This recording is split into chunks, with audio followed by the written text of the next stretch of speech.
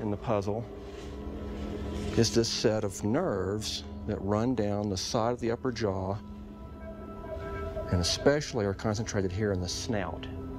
And it's a system for detecting the pressure wave given off by the prey. Mosasaur uses this pressure wave sonar to hunt, much like modern killer whales use echolocation. All these adaptations mean Mosasaur has a good chance of locating dinner, but they still have to catch it.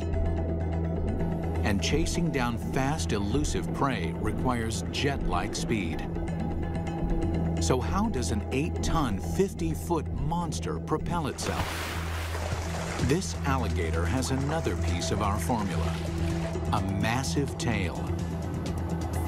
Along with crocodiles, gators have a long, flattened tail shape similar to mosasaurs.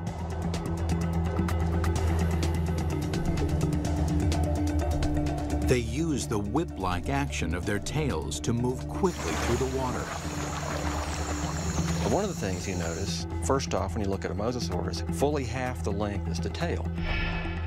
Mosasaurs retain their terrestrial lizard shape, except for the tail, which evolves from a round, snake-like shape into a wide, flat paddle. If you look at the vertebra on the tail, they have expanded bony struts top and bottom for the swimming organ that helps them swim. Using modern gators and crocs as a comparison, scientists estimate a mosasaur can reach a top speed of 30 miles an hour. Its whip-like tail is good for quick acceleration, but not sustained high-speed chases. Fish are built to swim fast and far. Mosasaurs won't win a marathon, so they have to strike quickly.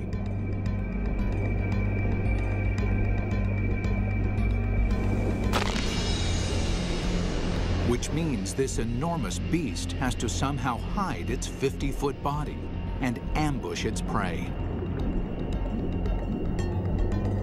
Imagine that this animal is sitting on the bottom, takes a deep breath, it just waits there for something to swim by, close enough that it can get that sustained burst of speed to go out and catch it. Speed and surprise are two critical elements. But mosasaurs also need agility. That's where the paddles come in. They propel themselves with the tail, they steer with the paddles. These paddles are short and strong, allowing this long lizard to corner on a dime. Like flaps on an airplane wing, the paddles create drag, which makes them turn. For mosasaurs to be successful underwater, there was one land-based trait they absolutely had to jettison: their sensitive inner ear. The inner ear controls a creature's sense of balance. For land-based predators, maintaining balance is critical. If they stumble, their prey escapes.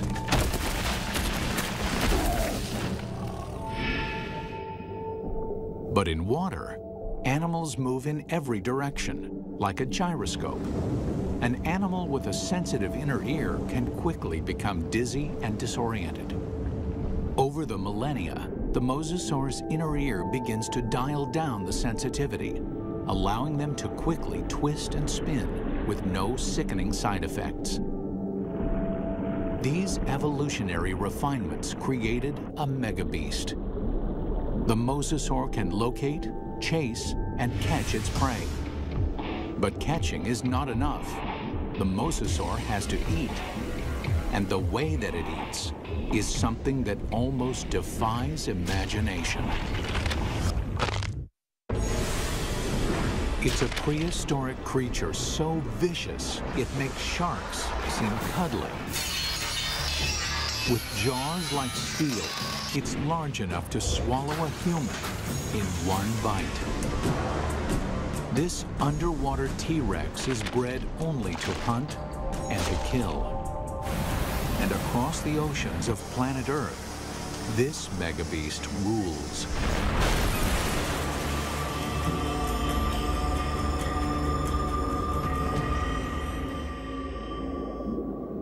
But 95 million years ago, mosasaurs had some serious competition from a familiar denizen of the deep, the shark. Prehistoric sharks, like their modern cousins, are vicious and durable, traveling vast distances, ripping apart any creature that gets in their way. Sharks had been around for over 250 million years when mosasaurs evolved onto the scene. At that time, the largest, fiercest shark in the water was the giant Ginsu shark. The Ginsu would have, of course, looked very much like a modern great white, a very big, heavy-bodied shark.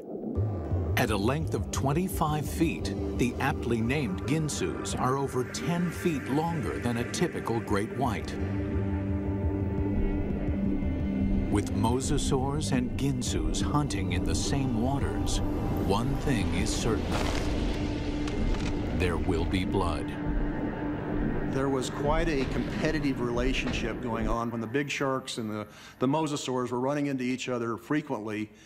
And at least at first, the mosasaurs were losing a lot.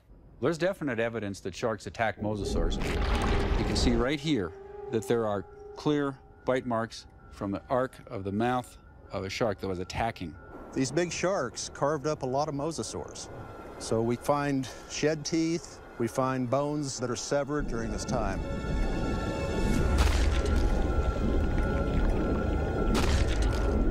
While an adult mosasaur can hold its own against a Ginsu, there are other mosasaurs. Mosasaur couldn't do any of that. So what they've done is to basically make a toothed conveyor belt to help sort of tractor the prey down its throat.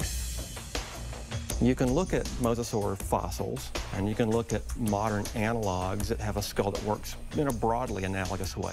But sometimes building a model tells you something you just can't find out any other way.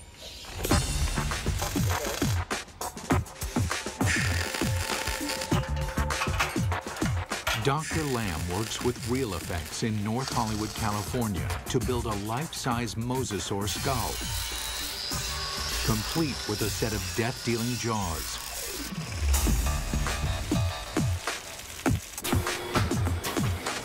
The massive steel jaws are powered by pneumatics instead of muscles and ligaments. Never thought I'd see a steel mosasaur skull, but this is very cool looking. We've got 3 pneumatics. We've got 2 operators to run it, and we've reduced it to 3 basic motions. One set of pneumatics opens and closes the jaws. One set moves it backwards and forwards. And the third set runs the pterygoids in the roof of the mouth. The pterygoids are the terminator teeth. No other ocean predator has them. A second set of teeth running down the roof of the mouth. These are a truly fiendish adaptation.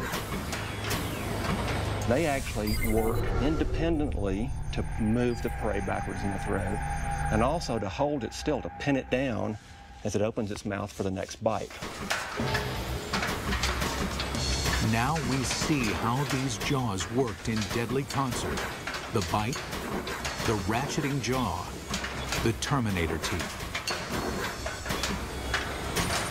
Test 1. Find out what the mosasaur's first bite would do to any creature unlucky enough to get on the wrong end of these teeth. Mosasaurs had a really big bite. So we've got a piece of foam that would be about the same size as an 8 or 9 foot long shark, or maybe part of the neck of a long-necked plesiosaur. We're going to put it sideways in this mosasaur model's mouth and just see exactly what would have happened.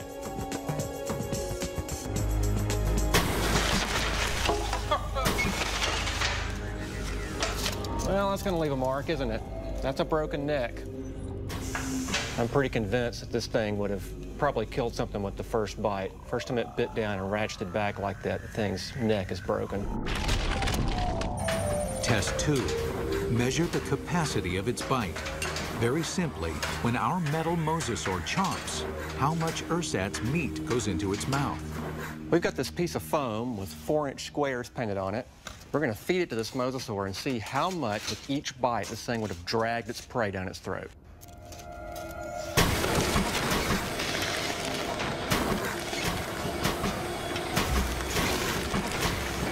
In one bite, our mosasaur easily consumes 4 feet of flesh.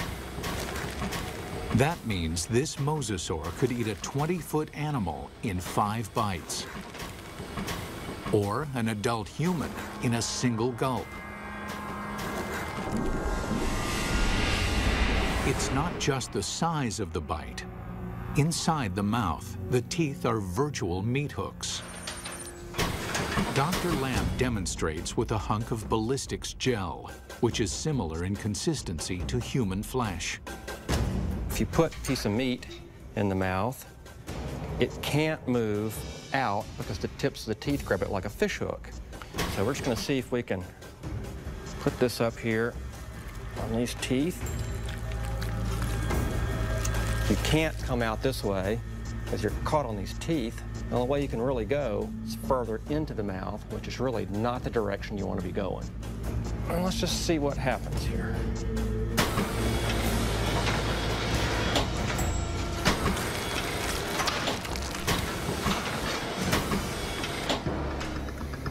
Well, I don't think there's any doubt that you wouldn't want to be a swimmer in a late Cretaceous ocean.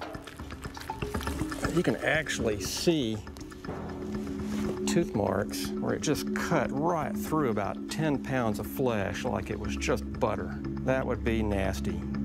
The only good thing about this is that you'd probably be in shock after a bite like this. Maybe you wouldn't feel the rest of it. Final test: how the jaws perform eating simulated live prey. The first fish is immediately trapped on the barb-like teeth. And the rest? Well, straight down the old mosasaur hatch.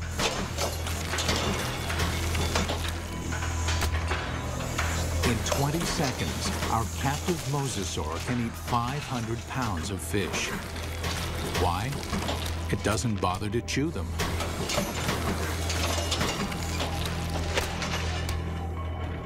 There's a rapidly vanishing cloud of red and a few scales, and that's all that's left of it. For dessert, they test an item that mosasaur never had the opportunity to eat.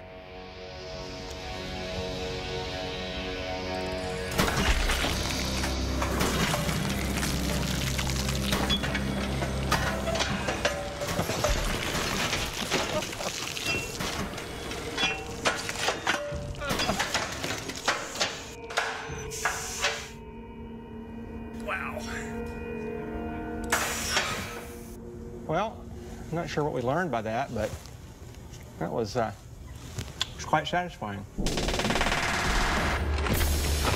It's abundantly clear why mosasaur is the ultimate success story of evolution, growing from a 3-foot lizard into an alpha predator.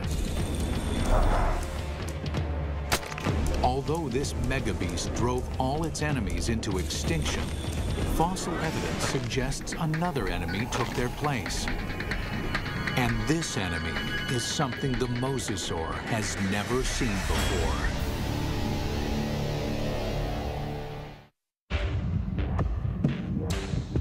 From its humble beginnings as a 3-foot lizard, the mosasaur evolved into the most dominant megabeast the world has ever seen. Nothing in the ocean can kill it, let alone live with it. But the threat may have come from another direction. What we're looking at here is what I would like to call a paleo crime scene. It's a very old cold case file. Scientists studying mosasaur fossils find evidence of attacks on these giant reptiles. There's a healed bite mark here, this raised ridge. There's a second puncture wound here with this lip of reactive healed bone around it.